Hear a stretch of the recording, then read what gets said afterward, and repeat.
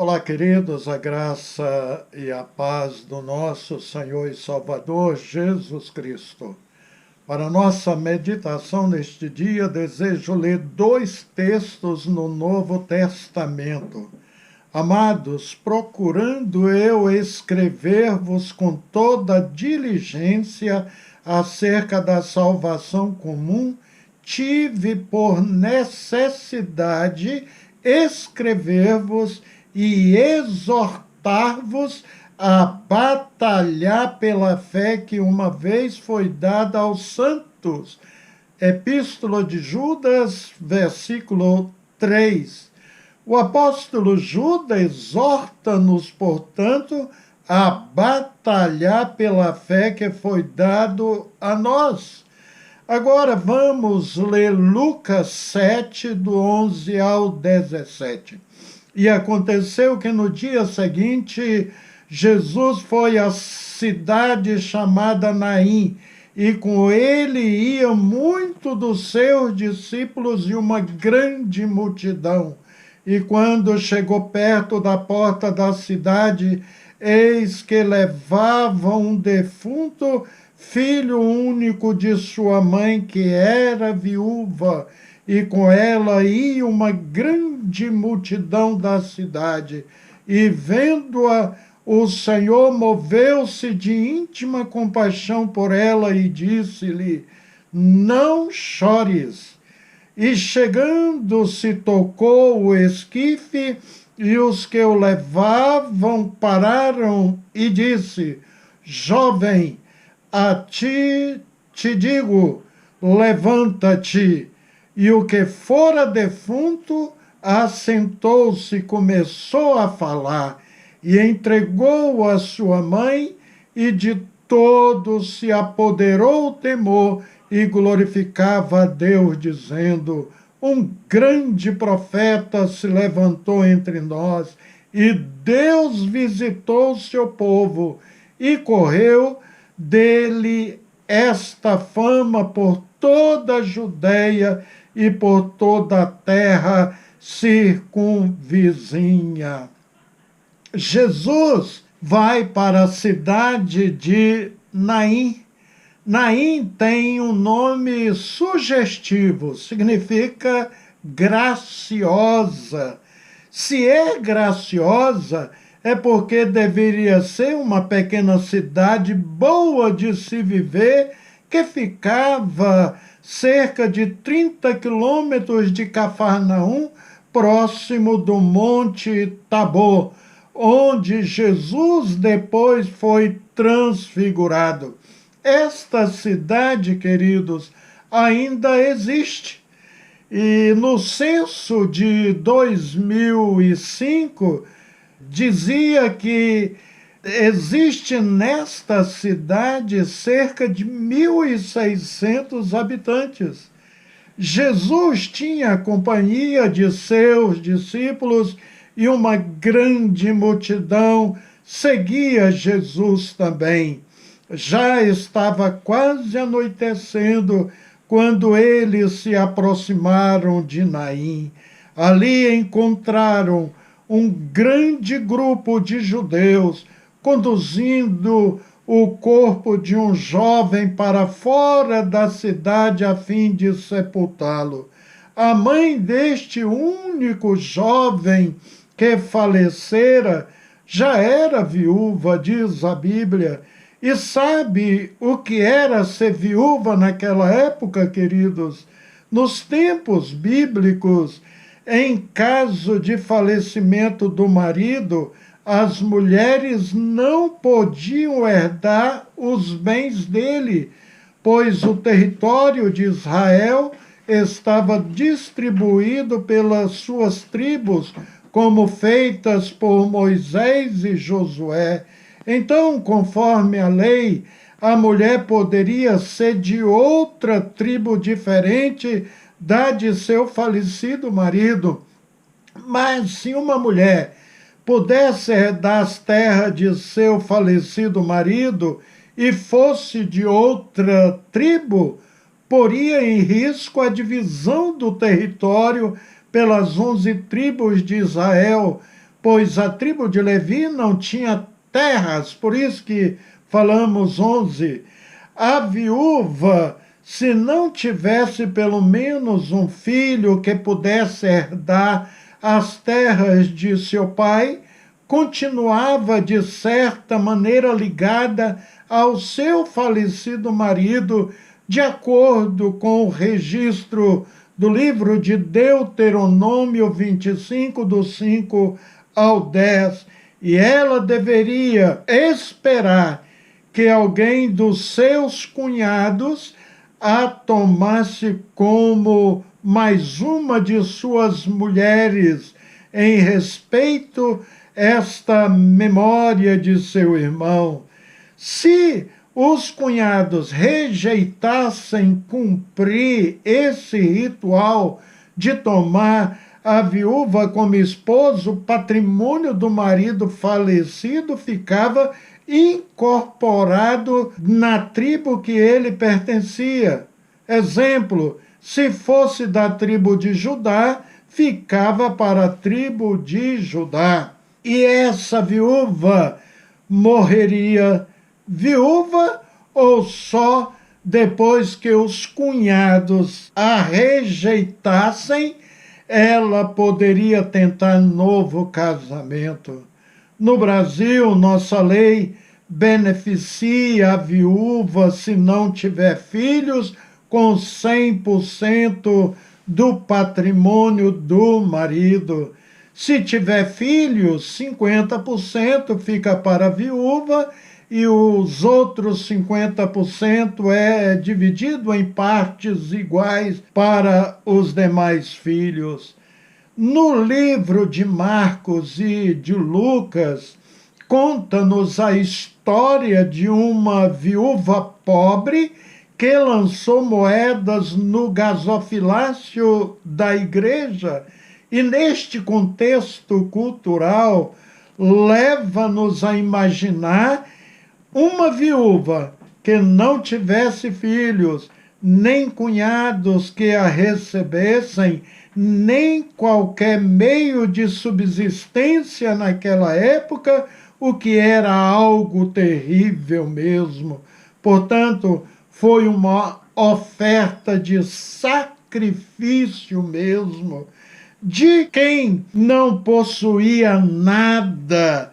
Ficar viúva e sem filhos era quase decretar sua miséria absoluta.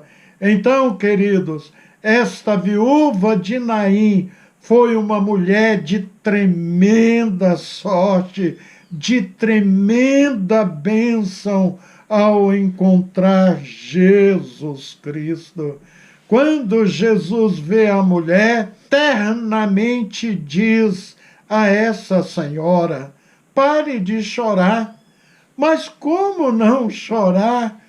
Claro que as pessoas ali presentes se admiraram quando Jesus disse esta frase, e especialmente quando ele toca naquele estrado de madeira que se encontrava o corpo do jovem. Mas era o doador da vida que estava ali em pessoa. Aleluias! Definitivamente a morte encontrou com a vida naquele dia.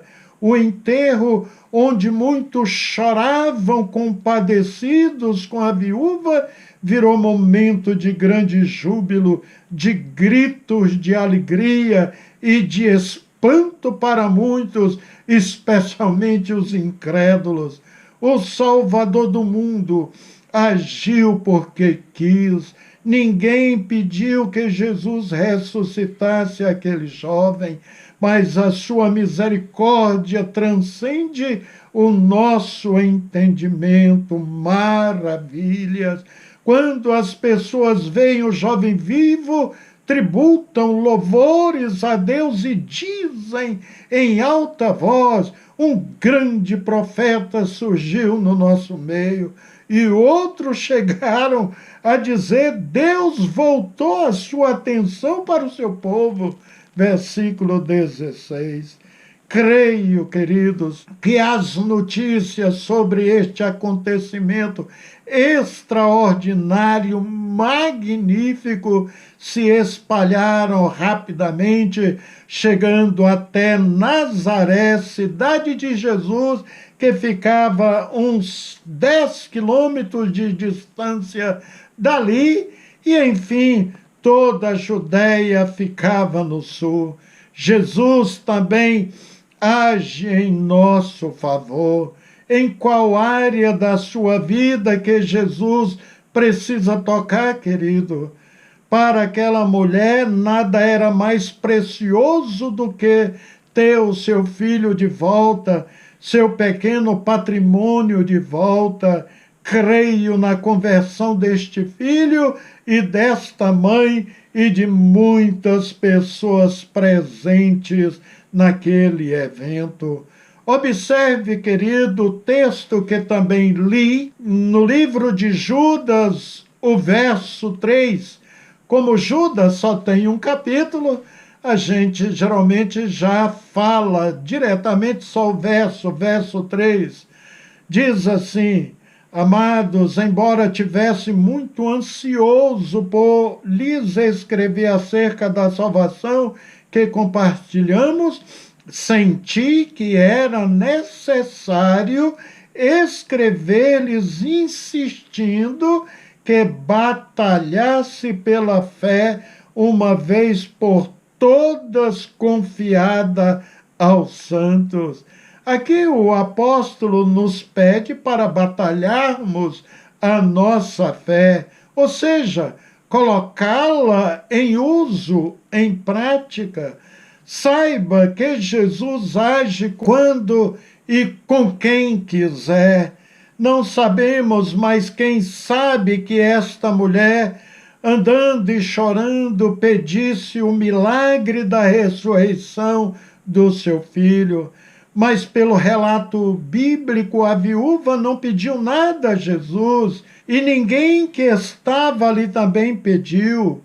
Apenas choravam e caminhavam em direção ao cemitério. E isso, querido, é que Jesus quer fazer com você também.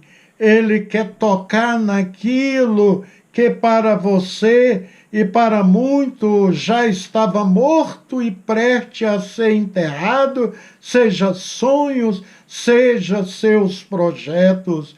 O importante é Deus estar atento às suas necessidades. Observe as palavras do salmista: aquietai-vos e sabei que eu sou Deus, sou exaltado entre as nações, sou exaltado na terra. Salmo 46, 10. Aqui há duas ordens. A primeira ordem é: aquietai-vos. Esta palavra traduz um termo hebraico que transmite a ideia de relaxar, de sossegar, de se retirar, de parar de lutar. E a segunda ordem é: sabei que eu sou Deus. Esta declaração é uma exortação de conforto aos crentes, uma declaração que aponta para o cuidado do Senhor para com o seu povo.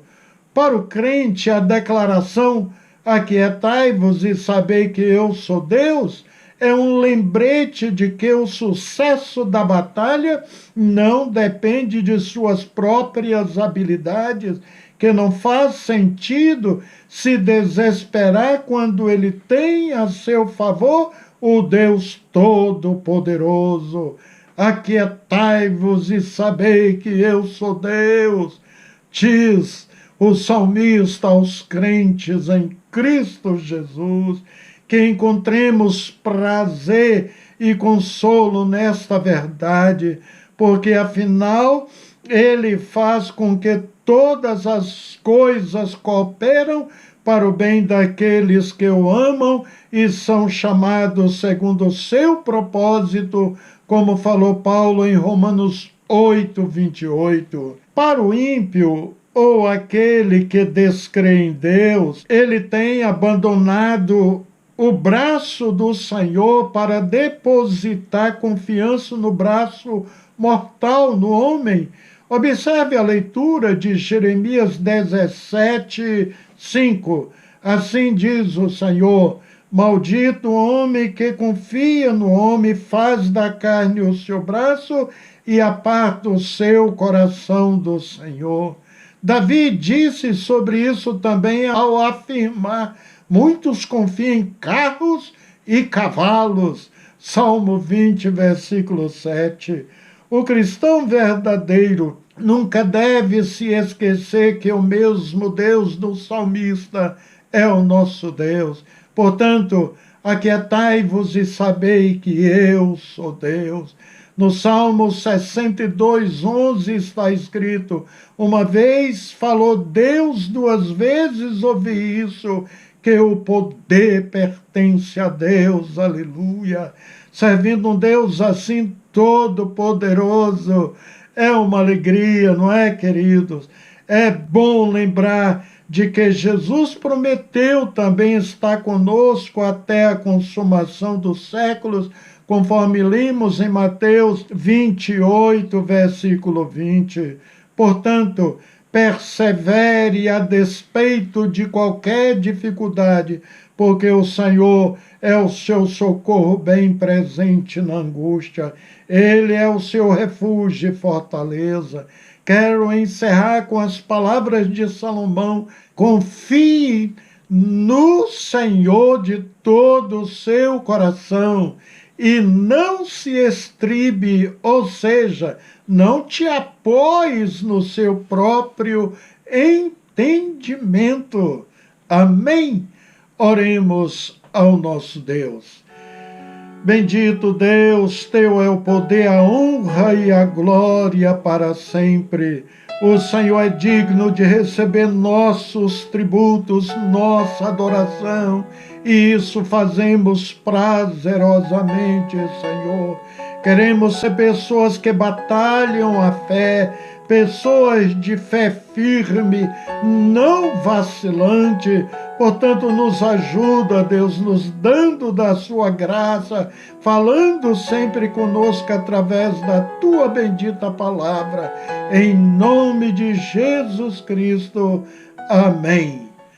Fiquem na graça e na paz do Senhor e até o nosso próximo encontro com a bendita graça de Jesus Cristo.